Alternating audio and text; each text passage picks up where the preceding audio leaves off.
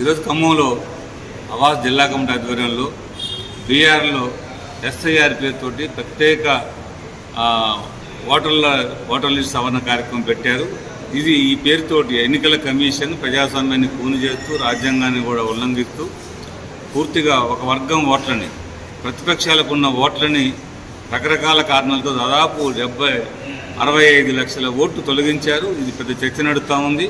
చివరికి బతుకున్న వాళ్ళను కూడా చంపేసి చనిపోయిన వాళ్ళలో చేర్చేసి ఓటు తొలగించేశారు. సుప్రీంకోర్టు సాక్షిగా రుజువైంది.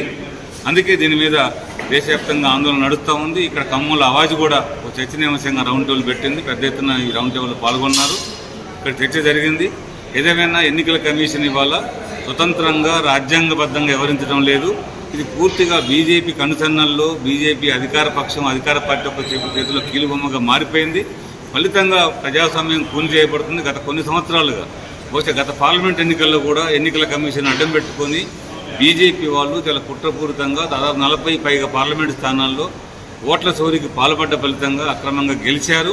ఇవాళ అక్రమ పత్రుల్లోనే బీజేపీ అధికారంలోకి వచ్చింది. కాబట్టి ఇప్పుడున్న చాలా విషయాలు బయటకు వచ్చినాయి. కాబట్టి ఇలా ఎన్నికల కమిషను మొత్తం గత ఎన్నికలను రద్దు చేయాలని చెప్పి డిమాండ్ చేస్తూ ఉన్నాను. నరేంద్ర మోడీ రాజీనామా చేయాలి, నైతికత ఏమైనా ఉంటే రాజీనామా చేయాలని డిమాండ్ చేస్తున్నాం. తిరిగి ఎన్నికలు జరిపించాల్సిన అవసరం ఉంది.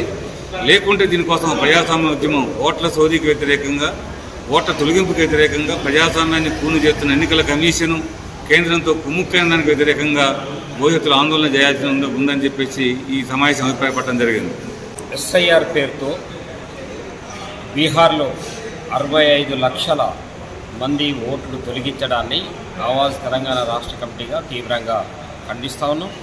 ఎన్నికల కమిషన్ది బాధ్యతారాహిత్యమైనటువంటి చర్య ఇది.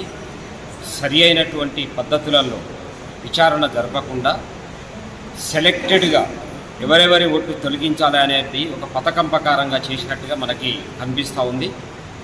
అందుకనే ఈ ఎస్ఐఆర్ పేరుతో జరుగుతున్నటువంటి ఈ ఓట్ల తొలగింపు ప్రక్రియను ఆపాలి అని చెప్పి డిమాండ్ చేస్తూ ఉన్నాం. సుప్రీంకోర్టు ఆధార్ను కూడా ఒక గుర్తింపు కార్డుగా ఆమోదించాలని చెప్పి ఏదైతే తీర్పు ఇచ్చిందో దాన్ని స్వాగతిస్తూ ఉన్నాం. దీన్ని చూసైన ఎన్నికల కమిషను బాధ్యతాయుతంగా మెలగడం నేర్చుకోవాలని చెప్పి మేము డిమాండ్ చేస్తున్నాం. ముఖ్యంగా ఏదైతే ఎలక్షన్ కమిషను బీజేపీని గెలిపించడం కోసము తాను తాపత్రయపడతా ఉంది.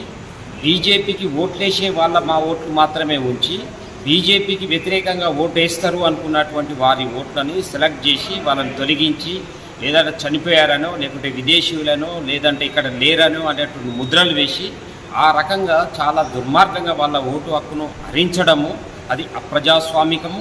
మనం 79వ స్వాతంత్ర దినోత్సవం జరుపుకుంటా ఉన్నాము. ఈ సందర్భంగా ఒక 65 లక్షల మంది ఓట్లు తొలగించడం అనేది అత్యంత సిగ్గుచేటైనటువంటి విషయంగా మేము ఆవాజ్గా భావిస్తూ ఉన్నాం. కాబట్టి దీన్ని సవరించుకోవాలని వాళ్ళందరికీ తిరిగి ఓటు హక్కు పునరుద్ధరించాలని చెప్పి డిమాండ్ చేస్తాం.